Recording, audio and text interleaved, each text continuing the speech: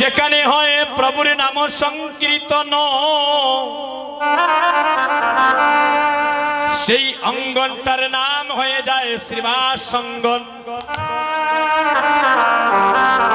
বিশেষ করে আমরা বিয়ানীবাজারবাসী বড়ই ভাগ্যবান গো,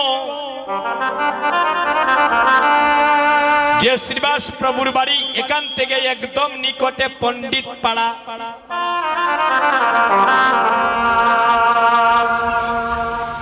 বাংলাদেশ নয়, লন্ডনে, Canada, France, Sweden, Italy, Germany, বিশ্ব ব্রহ্মাণ্ডে যত স্থানে হরিনাম সংকীর্তন হয় সেই আঙ্গিনার মালিক থাকেন আমাদের শ্রীবাস।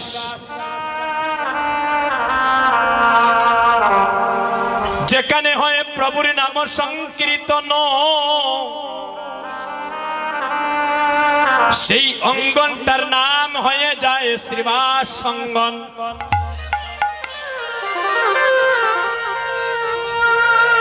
আমরা দেখেন কত ভাগ্যবান, আমরা কত পুণ্যবান, কতটা ভাগ্যবান হলে আমরা শ্রীবাস প্রভুর দেশে আমরা জন্মগ্রহণ করেছি। বিশ্বের বিভিন্ন প্রান্তের মানুষ তারা নয়ন জলে কাঁদে আর গৌর চরণে নিবেদন করে, গৌর হরি একবার যদি তাদের মতো আমাদেরও গৌর দেশে জন্মটা হইত।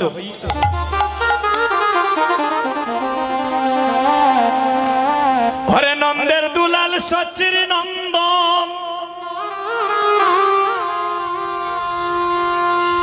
এলো সোনার নদিয়া,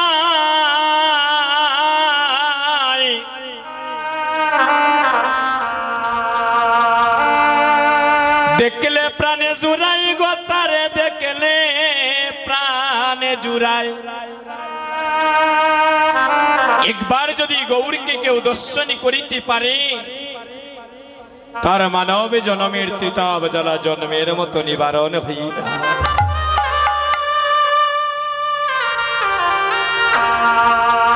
নদিয়ার ভক্তগণ আক্ষেপ করে বলেছিলেন, ওই আমি হইতাম যদি আরে নদিয়ার পানি,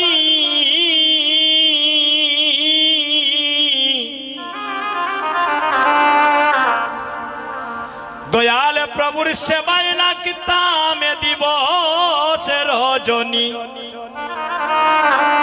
বলছেন আমরা মানব কুলে জন্মে চাই না গৌরী হরি, আমাদেরকে নবদ্বীপে তুমি পানি কুলে জন্মে দাও, তোমার কাজ কর্ম সেবায় লেগে আমাদের জন্মটা ধন্য হয়ে যেত। ওই আমি হইতাম যদি নদিয়ার পানি,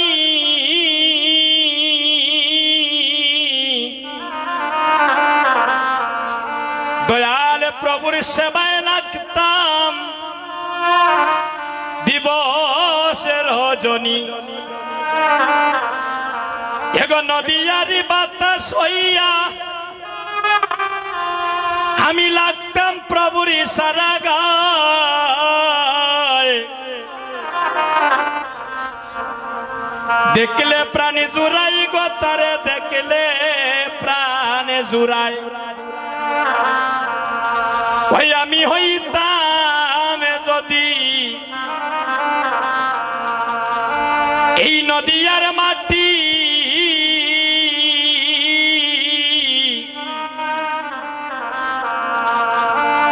আমার উপর দিয়া প্রভু যাইত গো হাতি।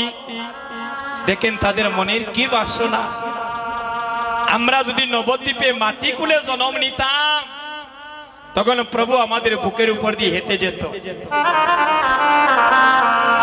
হরে নদিয়ারি তুলি হইয়া লাগতাম প্রভুর পা দুটায়,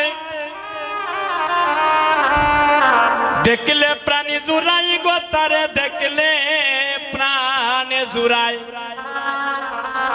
বলছে যদি নদিয়ারি মাটি হইতাম তখন ভগবান যখন গৌর হরি হেঁটে হেঁটে যাতেন তার চরণের ধুলি কোনা আমাদের অঙ্গে লেখে আমাদের জন্মটাও ধন্য হয়ে যেত।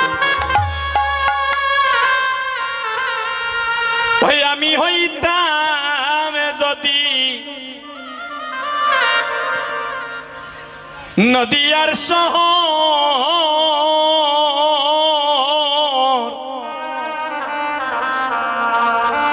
আমার উপরে গড়ে বানাই তো প্রভুর বংশধর। ওই আমি হইতাম যদি আরে নদিয়ার শহর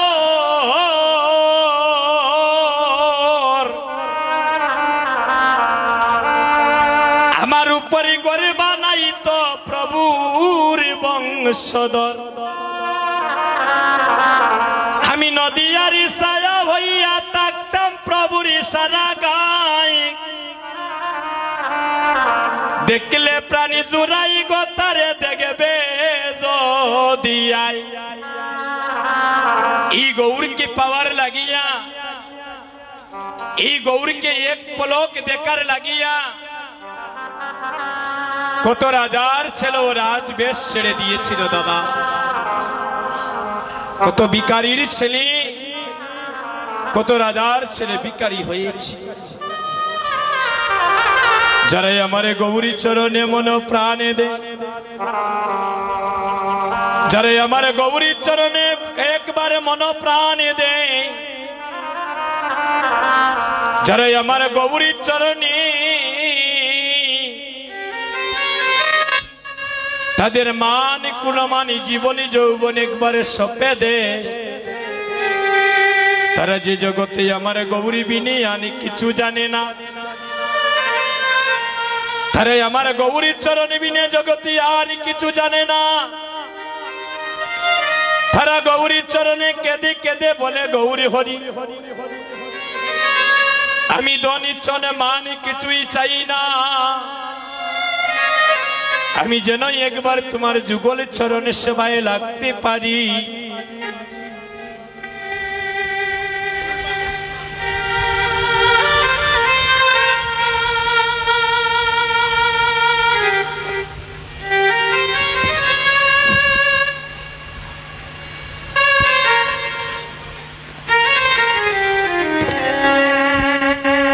ভক্তগণ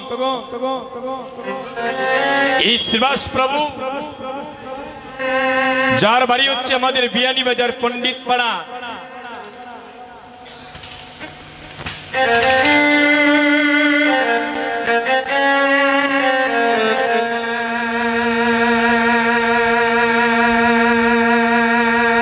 এই মহাপ্রভুকে ভালোবেসে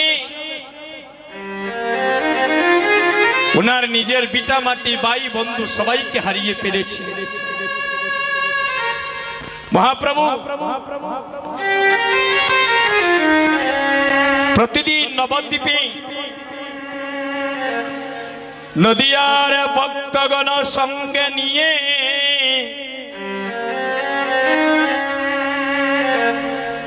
মহাপ্রভু নদিয়ার ভক্তগণ প্রতিদিন সঙ্গে নিয়ে জীবের দারে দারে মধুরী কৃষ্ণ নাম বিলাইতে একদিন শ্রীবাস প্রভু আমার মহাপ্রভুকে বলছেন প্রভু হে তুমি নাকি ভক্তের অধীনী ভগবান এই জগতে যদি কারো কেউ না থাকে তুমি নাকি তার হয়ে যাও তোমাকে যদি প্রেম ভক্তি ভাবে ডাকে প্রভু গো তুমি তো নবদ্বীপের প্রতিটি জীবের ঘরে ঘরে গিয়ে কৃষ্ণ নাম বিতরণী করো আমি কাঙ্গালের মনে বড় বাসনা তুমি যদি আমার অঙ্গনে গিয়ে একটু কীর্তনে করো ভক্তের অধীনী ভগবান আরে নিজে ছোট হয়ে বাড়ায় ভক্তের মান শ্রীবাসকে বললেন, শ্রীবাস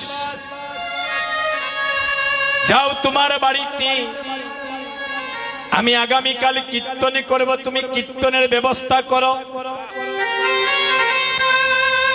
মহাপ্রভুর এহেন কথা শ্রবণী কনে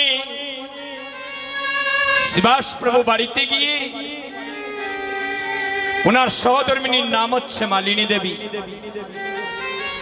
বলছেন গো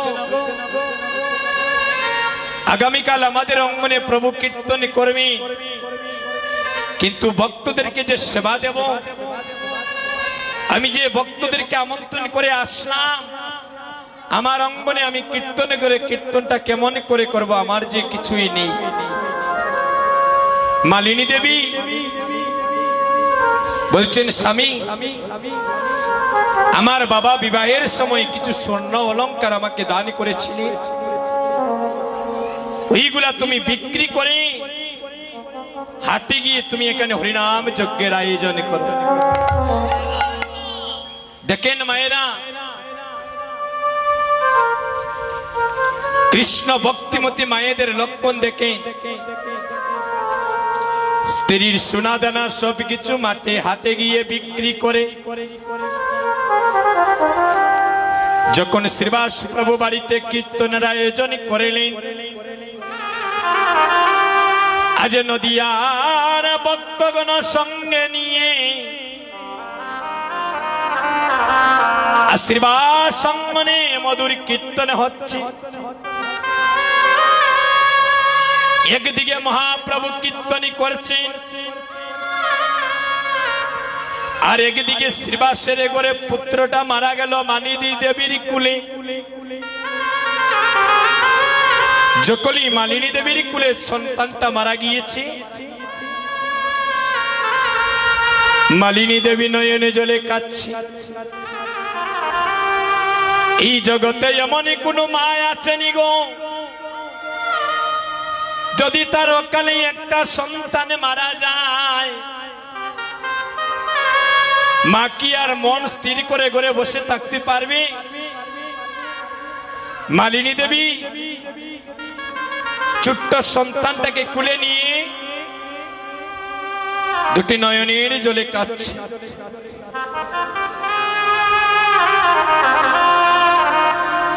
যখন দুটি নয়নের জলে কাঁদছে, ওই মালিনী দেবীর কাঁদাটা শ্রবণী করে প্রতিবেশী একজনের রমণী শ্রীবাসকে গিয়ে বলছেন, শ্রীবাস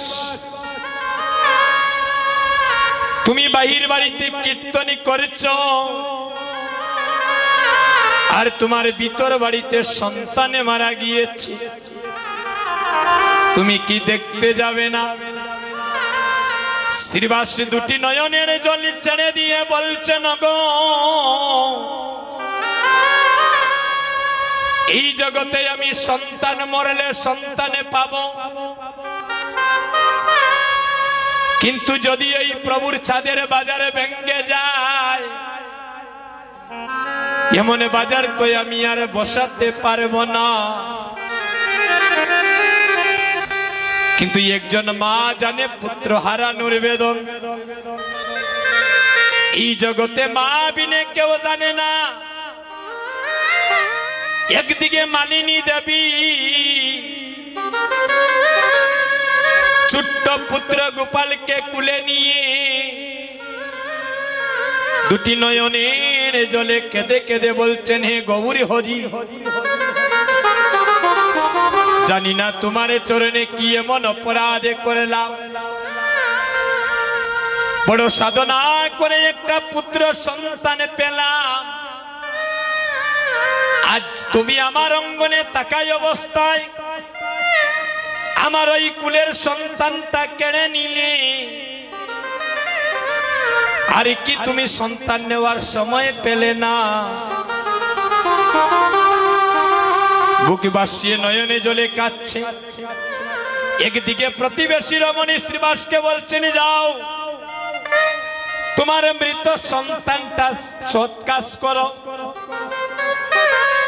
শ্রীবাস বলছেন, গো প্রতিবেশী রমণী, যদি প্রভু শুনতে পারেন আমার অঙ্গনে এই ঘটনা ঘটেছে, তাহলে যে আজকের আনন্দের বাজারে ভেঙে যাবে। আমি তোমায় হাত জুড়ি করে মিনতি করছি, তুমি এখান থেকে চলে যাও। আমার স্ত্রীকে গিয়ে বলবে একটু পরেই সেই বাজারটা যে ব্যঙ্গ হয়ে যাবে, তারপর আমি আমার সন্তানের সৎ কাজ করিব। এখন আমি যদি এখান থেকে চলে যাই আর প্রভু যদি বুঝতে পারে, তাহলে তো আমার এই চাঁদের বাজারে ভেঙে যাবে। প্রতিবেশী রমণী চলে গেলে কিছুক্ষণ পর মহাপ্রভু শ্রীবাসকে বলছেন, শ্রীবাস, আমি প্রতিদিন তোমার বাড়িতে কীর্তন করে যে আনন্দ পাই, আজ কেন কীর্তনে আমি আনন্দ পাচ্ছি না? তোমার অঙ্গনে কি কোনো ঘটনা ঘটেছে? শ্রীবাস, তুমি মিথ্যে কথা বলো না, আমায় খুলে বলো। ভগবানের কাছে তো আর ভক্ত মিথ্যে কথা বলতে পারে না। দুটি নয়নের জলে কেঁদে কেঁদে বলছে, গৌরী হরি, তুমি আমার অঙ্গনে কীর্তনী করছো, সেদিকে আমার কুলের সন্তান গোপাল মারা গিয়েছে। কি বললে? তোমার সন্তান মারা গিয়েছে, তুমি তোমার সন্তানকে দেখতে যাও নাই? বলি, প্রভু আমি কেমনই করে যাব? আমি যে পুত্র মরলে পুত্র পাবো, কিন্তু তোমার ওই যে সাধুগুরু বৈষ্ণবের বাজারে যদি একবার ভঙ্গ হয়ে যায়, ওই বাজার তো আমি আর বসাতে পারবো না। যখনই ওই কথা বলছেন শ্রীবাস, মহাপ্রভু কি করছে? শ্রীবাসকে বক্ষের মধ্যে জড়িয়ে ধরে বলছেন, শ্রীবাস রে, ও তুমি জন্মে জন্মে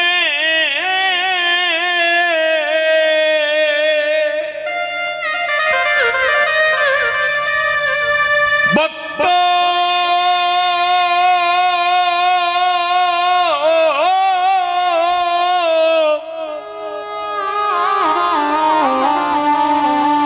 তুমি ভক্ত হইও রে,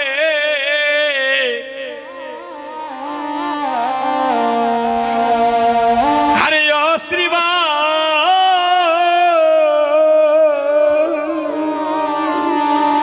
তুমি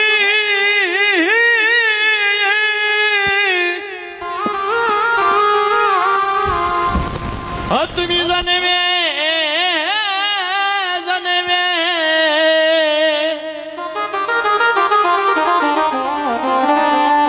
আরে ভক্ত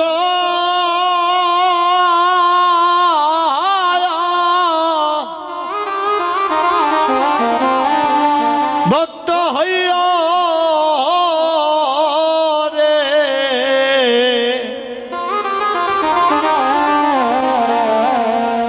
হরে বসিবা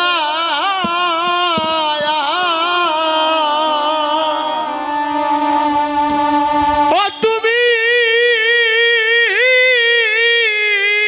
জন্মে জন্মে ও জন্মে ভক্ত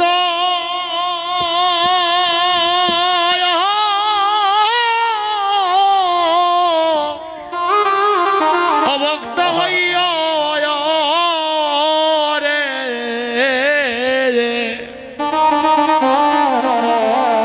ওরে বাইরে শ্রীবায়া, তুমি জন্মে জন্মে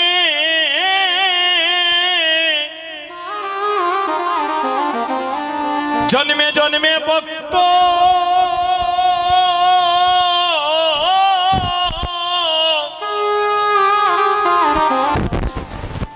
ভক্ত হইও রে,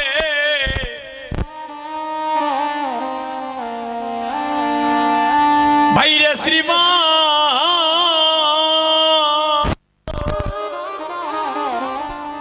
তুমি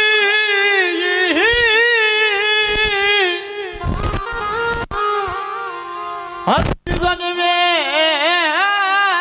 জন্মে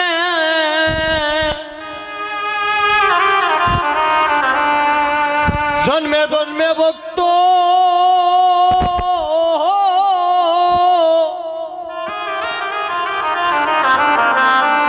ভক্ত হইয়া রে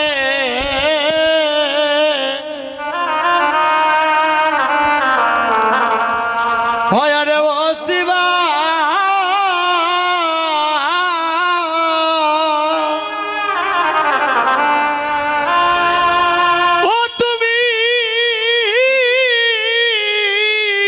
নিতাই গৌর হরি বল।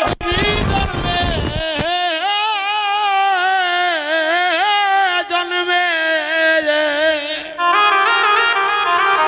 অজন্মে ভক্ত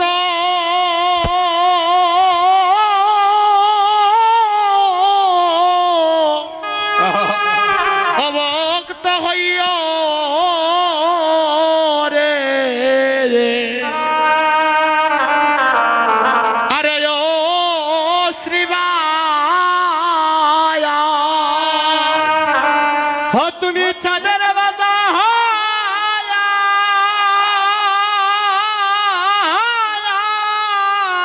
আরে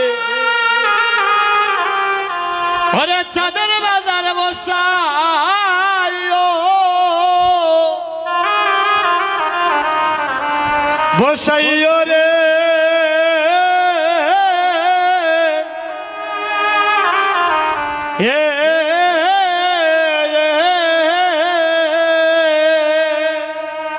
ও তুমি চাঁদের বাজা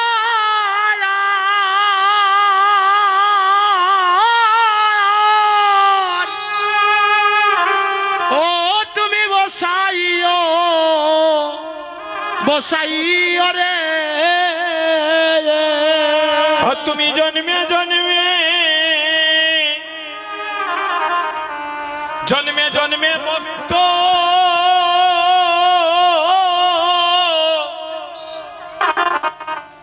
অভক্ত হইয়া রে আরে অশ্রীবা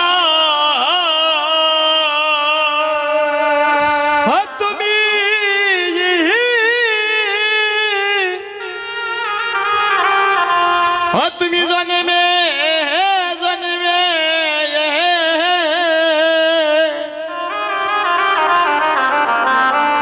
জন্মে জন্মে ভক্ত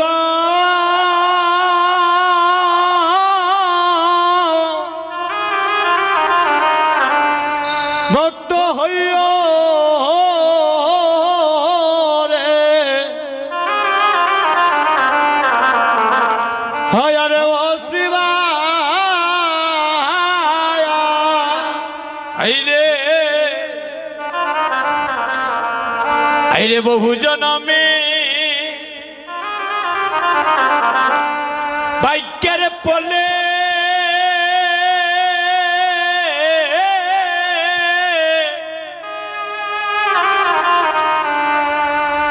তোমার মত ভক্তের সঙ্গ সঙ্গ মিলে রে ও হায় রে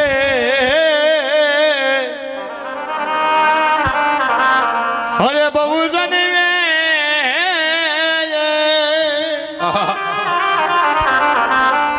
হরে ভাগ্যের পলে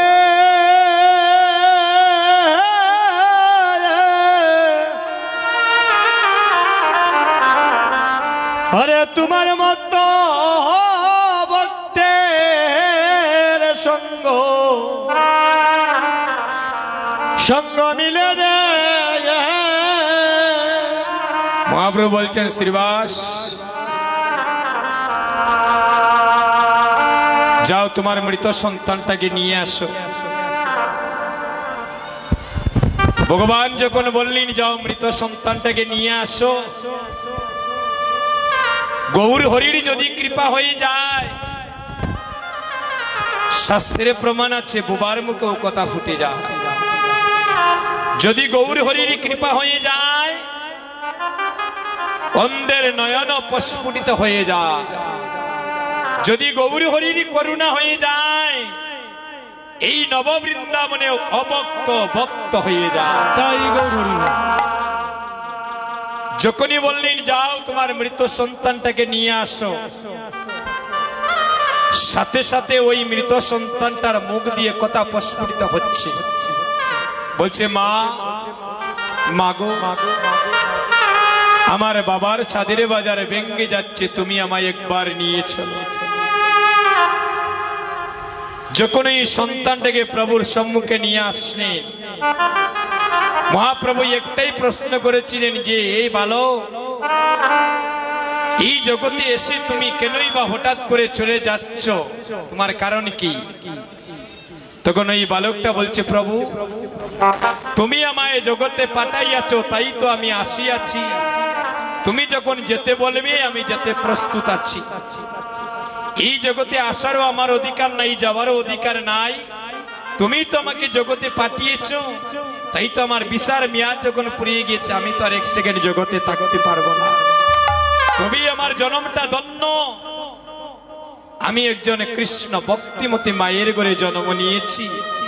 আমি একজন কৃষ্ণ ভক্ত বাবার উরসে এসেছি, যার কারণে আজকে জগৎ পিতাকে দর্শন করার আমার সৌভাগ্য হয়েছে।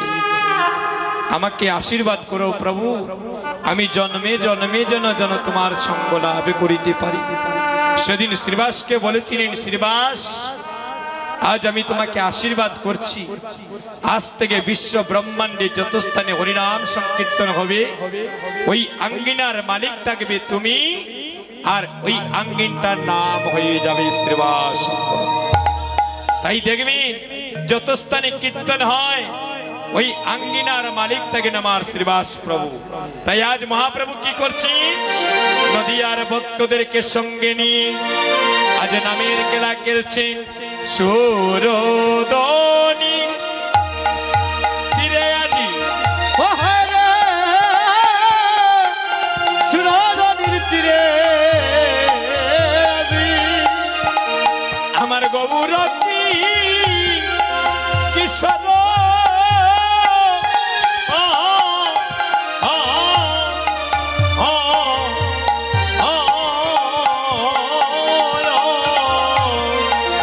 সুরদনি তীরে আজি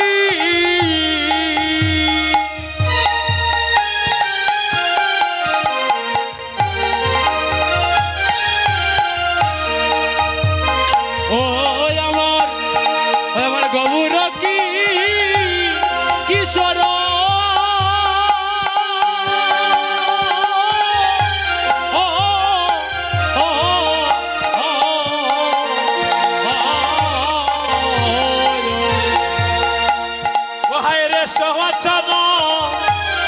সহচর গণ মিলি আজি আনন্দে আনন্দে বিমূঢ়। হরে সহচর উলুকনি উলুকনি হরি বল হরি বল।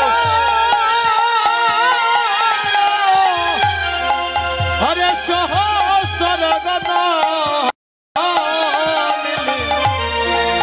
আজি আনন্দে আনন্দে বিমূঢ়।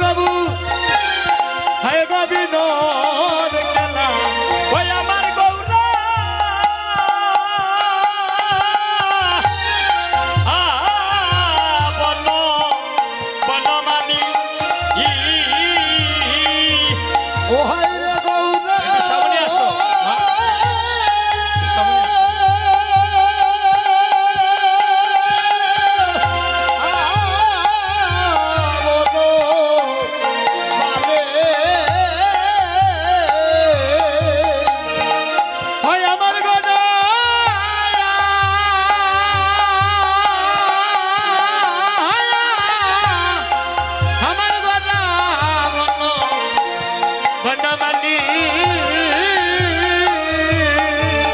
ওহায় রে পুলি নবী বিহার করে বক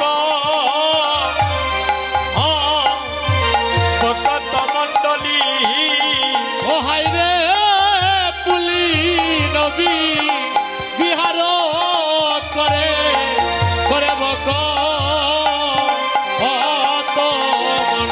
মণ্ডলী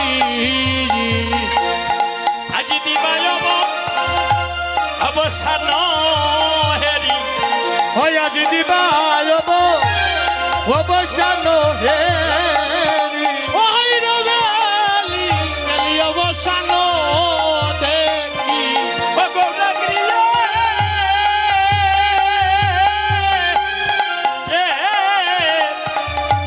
চলিলা ও হায় গৃহে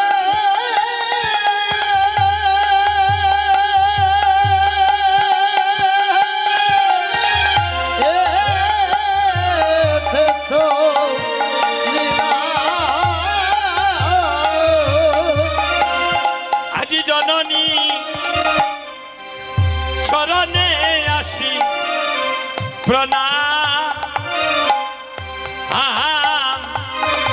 প্রণাম করিলা ও হায় রে জননীর শরণে আসি প্রণাম প্রণাম করিলা ওহায় গো জননী জননীর চরণে আসি প্রণাম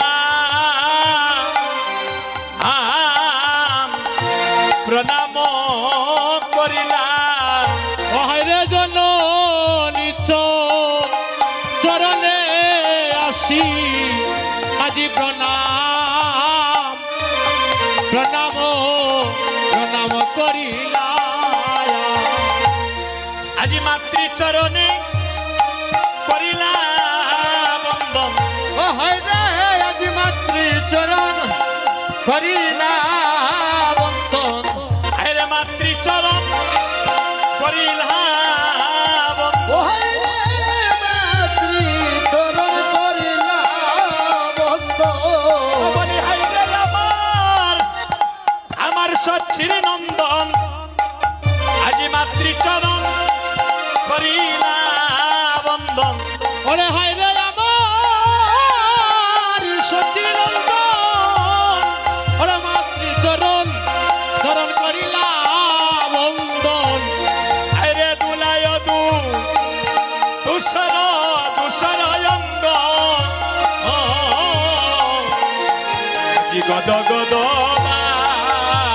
হে দুলায় দো ও দুসর অঙ্গ অঙ্গ গদ গদ আরে দুলায় দুসর অঙ্গ আরে গদ গদ ও হায় রে দুলায় দুসর অঙ্গ গদ গদ গদ গদ মা এগো এরাদা মোহন পথে করতই আসগ করতইয়া ও হায় রে রাধামু হরে মোহন পদ গদ আসনে আজি কর কলিয়া এগো এরা দই গই গো কোন পদে করে তই আসগ করতইয়া ও হায় রে রাধামু মোহন পদ কর তই হাস কর তইয়া সয়নে